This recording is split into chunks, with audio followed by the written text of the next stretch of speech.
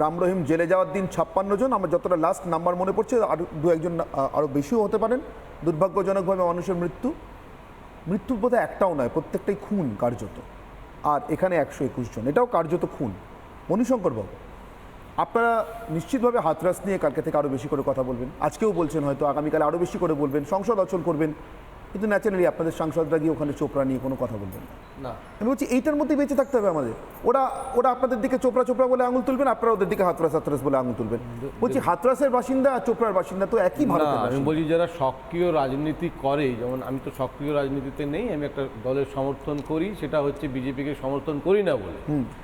এখন আমি একটা জিনিস খুব লক্ষ্য করছি, মানে মূল জায়গায় আসার আগে, যে একটা রেজাল্ট কীরকম ধরনের একটা পরিবর্তন করতে পারে। মানে এই যে বিজেপির রেজাল্ট হলো, তাতে কীরকম মানে মোদিজি বুঝতে পারছে রিয়েলিটিটা কি, সংসদে দাঁড়িয়ে বোঝা যাচ্ছে যে বাস্তবে কী ধরনের কথা বলা দরকার। যারা মিডিয়া আছে সেই মিডিয়াগুলো ভাবছে যে কী ধরনের আলোচনা টক শোয়ে মাঝে মাঝে করা দরকার, যাতে একটা মোটামুটি বাস্তব চেহারা দেয়। যারা স্পোক্স পার্সন আছে তারাও একটু সমঝে কথা বলেন, তারাও বুঝতে পারেন যে একদম না অন্ধত্বের মতো একদম ওই রাম মন্দিরটাই ঠিক আর ওই মসজিদটা ঠিক নয়, এটা বলাটা মনে হয় ঠিক নয়। এইটা একটা চেঞ্জেস এসছে, এটা আমার খুব ভালো লাগছে। আমি এই যে ঘটনাটা ঘটেছে মানে উত্তরপ্রদেশে, আমি কোনো সময় বলবো না যে এটার জন্য পুরোপুরি বিজেপি দায়ী। কারণ যখন এইখানে ঘটনাটা ঘটে, আমিও তখন যারা স্পোক্স পার্সন থাকে বিজেপি, তাদেরকে আমি মানে একটা মানে বলতে চাই যেটা একটা মানুষের সচেতনতা দরকার। মানে আমি বলছি যে তাজিমুল যে ঘটনাটা ঘটাচ্ছে, তার চারপাশে যারা দাঁড়িয়ে আছে তারা যে সবাই তৃণমূল করে বা কোনো পার্টি করে এরকমটা নয়, কিন্তু মানুষ তাদের কারো মনে হলো না যে এই ঘটনাটা একটা ন্যাক্কারজনক হচ্ছে, আমরা একটা প্রতিবাদ করি। এই প্রতিবাদটা চলে গেছে। এই যে বলছিলেন নাট্যকর্মী, যে প্রতিবাদ কি শুধু মানে যারা নিজেরা বলে বুদ্ধিমান, হ্যাঁ সেলিব্রিটি, তারাই করতে পারে? প্রতিবাদ তো প্রতিবাদীরা করবে। আমরা কামধুনিতে দেখিনি প্রতিবাদ করার জন্য, তারা তো প্রতিবাদী চরিত্র হয়ে উঠেছে। ফলে যে কোনো লোক প্রতিবাদ করতে পারে। কিন্তু প্রশ্নটা হচ্ছে পশ্চিমবঙ্গটা এগিয়ে কেন জানুন তো? এই ধরনের বাবার পায়ের ধুলো নেবে বলে হাজার হাজার লোক যাবে, পায়ের ধুলো নেই বলে গাড়ির চাকা দিয়ে যে ধুলোটা যাবে সেটা মুখে মাখবে, ওটাই নাকি পায়ের ধুলো। এই অন্ধত্বের দিকে ঠেলে দেওয়ার জন্য পশ্চিমবঙ্গ অনেক এগিয়ে, যাতে এই অন্ধত্বের দিকে ঠেলে দেয় না। যার জন্যে গীতা পাঠ হলেও এখানে লক্ষ লক্ষ লোক যায় না, স্ট্যাম্পেড হয় না। ফলে এইটাকে মেনটেন করেছে অনেক লোক কনসাসলি, এটা আমার খুব ভালো লাগে। সেই জন্য আমি বলবো এই ধরনের অনুষ্ঠান, এই গীতা পাঠের মতো অনুষ্ঠান আর কোনোদিন করার কথা ভাববে না। মন্দির মসজিদ নিয়ে একটা জিগির তুলে দেওয়া, এই গীতা পাঠ তো করেছে একই হতেই পারতো তো। আজকে গীতা পাঠের উদ্দেশ্য ছিল লক্ষ কণ্ঠে গীতা পাঠ, আজকে একটা ঘটনা ঘটতে পারতো না। ইনফ্রাস্ট্রাকচার কোথায়? আজকে আপনি তাজিমুলের ঘটনাটার সঙ্গে জাস্ট একটা মিনিট আপনি কন্টিনিউ করবেন। আমি শতরূপাকে মাঝখানে একবার থামিয়েছিলাম, তাই আপনাকে বলছি জাস্ট এটা বোঝবার জন্য।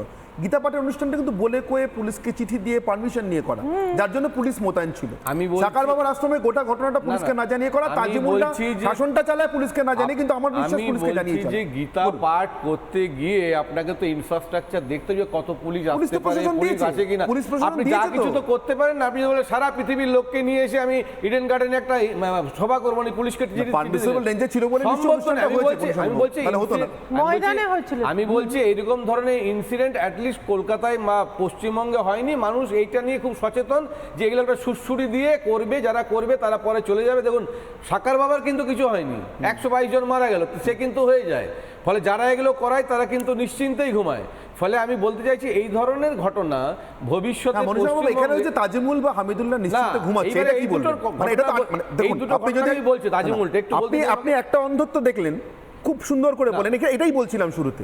আপনি হাতরাস নিয়ে দেখুন কতটা সময় ব্যয় করলেন, ইভেন টেলিভিশন চ্যানেলে বললেন। আমি তাজিমুল তাজিমুলটা নিয়ে আসছিলাম। আমি দেখুন, আমরা যখন খবরের কাগজ খুলি না, একদম নিউট্রালি বলছি, যতগুলো দেখবেন কোনো অফেন্স হয় না, ম্যাক্সিমামই দেখি আমরা মুসলিম সম্প্রদায়ের মানুষের নাম বেশি আসে। আমি বলছি সেটা কিন্তু একটা অশিক্ষা ছিল, ল্যাক অফ এডুকেশন থেকে আমরা বলতাম হতো, আস্তে আস্তে এডুকেশনটা গ্রোথ করছে। কিন্তু হাতরাস যেখানে আপনি এইরকম জায়গায় যে ঘটনাগুলো হলো, সেখানে তো আপনি সেটা বলতে পারবেন না যাদের মধ্যে অতটা এডুকেশন নেই, তারা তো অতটা বোঝে না। এটা সংগঠিতভাবে একটা সরকার দিনের পর দিন, একটা কিছুদিন আগে একটা ব্রিজে কতগুলো একটা ধর্ম সম্প্রদায়ের লোক উঠে ব্রিজটা ভেঙে গেল। আমি বলছি একটার থেকে আরেকটা শিক্ষা তো নেয়নি। একটার পর একটা ঘটনা তো ঘটে যাচ্ছে, ফলে প্রিকশনটা কোথায় নিয়েছে? রাম রহিম জেলে যাওয়ার দিন 56 জন, আমার যতটা লাস্ট নাম্বার মনে পড়ছে আর দু একজন আরও বেশিও হতে পারেন। দুর্ভাগ্যজনকভাবে মানুষের মৃত্যু বোধহয় একটাও নয়, প্রত্যেকটাই খুন কার্যত। আর এখানে 121 জন, এটাও কার্যত খুন। মণিশঙ্কর বাবু, আপনারা নিশ্চিতভাবে হাতরাস নিয়ে কালকে থেকে আরও বেশি করে কথা বলবেন, আজকেও বলছেন, হয়তো আগামীকালে আরও বেশি করে বলবেন, সংসদ অচল করবেন, কিন্তু ন্যাচারালি আপনাদের সাংসদরা গিয়ে ওখানে চোপড়া নিয়ে কোনো কথা বলবেন না। আমি বলছি এইটার মধ্যেই বেঁচে থাকতে হবে আমাদের। ওরা আপনাদের দিকে চোপড়া বলে আঙুল তুলবেন, আপনারা ওদের দিকে হাতরাস বলে আঙুল তুলবেন। বলছি হাতরাসের বাসিন্দা আর চোপড়ার বাসিন্দা তো একই ভারতের আমি বাসিন্দা। বলছি যারা সক্রিয় রাজনীতি করে, যেমন আমি তো সক্রিয় রাজনীতিতে নেই, আমি একটা দলের সমর্থন করি, সেটা হচ্ছে বিজেপিকে সমর্থন করি না বলে। এখন আমি একটা জিনিস খুব লক্ষ্য করছি, মানে মূল জায়গায় আসার আগে, যে একটা রেজাল্ট কীরকম ধরনের একটা পরিবর্তন করতে পারে। মানে এই যে বিজেপির রেজাল্ট হলো, তাতে কীরকম মানে মোদিজি বুঝতে পারছে রিয়েলিটিটা কি, সংসদে দাঁড়িয়ে বোঝা যাচ্ছে যে বাস্তবে কী ধরনের কথা বলা দরকার। যারা মিডিয়া আছে সেই মিডিয়াগুলো ভাবছে যে কী ধরনের আলোচনা টক শোয়ে মাঝে মাঝে করা দরকার, যাতে একটা মোটামুটি বাস্তব চেহারা দেয়। যারা স্পোক্স পার্সন আছে তারাও একটু সমঝে কথা বলেন, তারাও বুঝতে পারেন যে একদম না অন্ধত্বের মতো একদম ওই রাম মন্দিরটাই ঠিক আর ওই মসজিদটা ঠিক নয়, এটা বলাটা মনে হয় ঠিক নয়। এইটা একটা চেঞ্জেস এসছে, এটা আমার খুব ভালো লাগছে। আমি এই যে ঘটনাটা ঘটেছে মানে উত্তরপ্রদেশে, আমি কোনো সময় বলবো না যে এটার জন্য পুরোপুরি বিজেপি দায়ী। কারণ যখন এইখানে ঘটনাটা ঘটে, আমিও তখন যারা পোস্ট পার্সন থাকে বিজেপি, তাদেরকে আমি মানে একটা মানে বলতে চাই যেটা একটা মানুষের সচেতনতা দরকার। মানে আমি বলছি যে তাজিমুল যে ঘটনাটা ঘটাচ্ছে, তার চারপাশে যারা দাঁড়িয়ে আছে তারা যে সবাই তৃণমূল করে বা কোনো পার্টি করে এরকমটা নয়, কিন্তু মানুষ তাদের কারো মনে হলো না যে এই ঘটনাটা একটা ন্যাক্কারজনক হচ্ছে, আমরা একটা প্রতিবাদ করি। এই প্রতিবাদটা চলে গেছে। এই যে বলছিলেন নাট্যকর্মী, যে প্রতিবাদ কি শুধু মানে যারা নিজেরা বলে বুদ্ধিমান, হ্যাঁ সেলিব্রিটি, তারাই করতে পারে? প্রতিবাদ তো প্রতিবাদীরা করবে। আমরা কামদুনিতে দেখিনি প্রতিবাদ করার জন্য, তারা প্রতিবাদী চরিত্র হয়ে উঠেছে। ফলে যে কোনো লোক প্রতিবাদ করতে পারে। কিন্তু প্রশ্নটা হচ্ছে পশ্চিমবঙ্গটা এগিয়ে কেন জানুন তো? এই ধরনের বাবার পায়ের ধুলো নেবে বলে হাজার হাজার লোক যাবে, পায়ের ধুলো নেই বলে গাড়ির চাকা দিয়ে যে ধুলোটা যাবে সেটা মুখে মাখবে, ওটাই নাকি পায়ের ধুলো। এই অন্ধত্বের দিকে ঠেলে দেওয়ার জন্য পশ্চিমবঙ্গ অনেক এগিয়ে, যাতে এই অন্ধত্বের দিকে ঠেলে দেয় না। যার জন্য গীতা পাঠ হলেও এখানে লক্ষ লক্ষ লোক যায় না, স্ট্যাম্পেড হয় না। ফলে এইটাকে মেনটেন করেছে অনেক লোক কনসাসলি, এটা আমার খুব ভালো লাগে। সেই জন্য আমি বলবো এই ধরনের অনুষ্ঠান, এই গীতা পাঠের মতো অনুষ্ঠান আর কোনোদিন করার কথা ভাববে না। মন্দির মসজিদ নিয়ে একটা জিগির তুলে দেওয়া, এই গীতা পাঠ তো করেছে একই হতেই পারতো তো। আজকে গীতা পাঠের উদ্দেশ্য ছিল লক্ষ্য কণ্ঠে গীতা পাঠ, আজকে একটা ঘটনা ঘটতে পারতো না। ইনফ্রাস্ট্রাকচার কোথায়? আজকে আপনি তাজিমুলের ঘটনাটার সঙ্গে এক মিনিট আপনি কন্টিনিউ করবেন। আমি শতরূপাকে মাঝখানে একবার থামিয়েছিলাম, তাই আপনাকে বলছি জাস্ট এটা বোঝবার জন্য। গীতা পাঠের অনুষ্ঠানটা কিন্তু বলে কয়ে পুলিশকে চিঠি দিয়ে পারমিশন নিয়ে করা, যার জন্য পুলিশ মোতায়েন ছিল। আমি সাকার বাবার আশ্রমে গোটা ঘটনাটা পুলিশকে না জানিয়ে করা, তাজিমুলটা শাসনটা চালায় পুলিশকে না জানিয়ে, কিন্তু আমার বিশ্বাস পুলিশকে জানিয়েছে। যে গীতা পাঠ করতে গিয়ে আপনাকে তো ইনফ্রাস্ট্রাকচার দেখতে হবে, কত পুলিশ আসতে পারে, পুলিশ আছে কিনা। আপনি যা কিছু তো করতে পারেন না, আপনি বলে সারা পৃথিবীর লোককে নিয়ে এসে আমি ইডেন গার্ডেনে একটা সভা করবো না, পুলিশকে ছিল বলে আমি বলছি এইরকম ধরনের ইনসিডেন্ট অ্যাটলিস্ট কলকাতায় বা পশ্চিমবঙ্গে হয়নি। মানুষ এইটা নিয়ে খুব সচেতন যে এগুলো একটা সুড়সুড়ি দিয়ে করবে, যারা করবে তারা পরে চলে যাবে। দেখুন সাকার বাবার কিন্তু কিছু হয়নি, 122 জন মারা গেল, সে কিন্তু হয়ে যায়। ফলে যারা এগুলো করায় তারা কিন্তু নিশ্চিন্তেই ঘুমায়।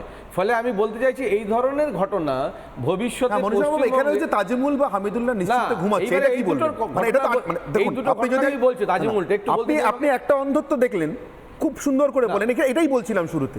আপনি হাতরাস নিয়ে দেখুন কতটা সময় ব্যয় করলেন, ইভেন টেলিভিশন চ্যানেলে বললেন। আমি তাজিমুল তাজিমুলটা নিয়ে আসছিলাম আমি। দেখুন আমরা যখন খবরের কাগজ খুলি না, একদম নিউট্রালি বলছি, যতগুলো দেখবেন কোনো অফেন্স হয় না, ম্যাক্সিমামই দেখি আমরা মুসলিম সম্প্রদায়ের মানুষের নাম বেশি আসে। আমি বলছি সেটা কিন্তু একটা অশিক্ষা ছিল, ল্যাক অফ এডুকেশন থেকে আমরা বলতাম হতো, আস্তে আস্তে এডুকেশনটা গ্রোথ করছে। কিন্তু হাতরাস যেখানে আপনি এইরকম জায়গায় যে ঘটনাগুলো হলো, সেখানে তো আপনি সেটা বলতে পারবেন না যাদের মধ্যে অতটা এডুকেশন নেই, তারা তো অতটা বোঝে না। এটা সংগঠিতভাবে একটা সরকার দিনের পর দিন, একটা কিছুদিন আগে একটা ব্রিজে কতগুলো একটা ধর্ম সম্প্রদায়ের লোক উঠে ব্রিজটা ভেঙে গেল। আমি বলছি একটার থেকে আরেকটা শিক্ষা তো নেয়নি, একটার পর একটা ঘটনা তো ঘটে যাচ্ছে, ফলে প্রিকশনটা কোথায় নিয়েছে?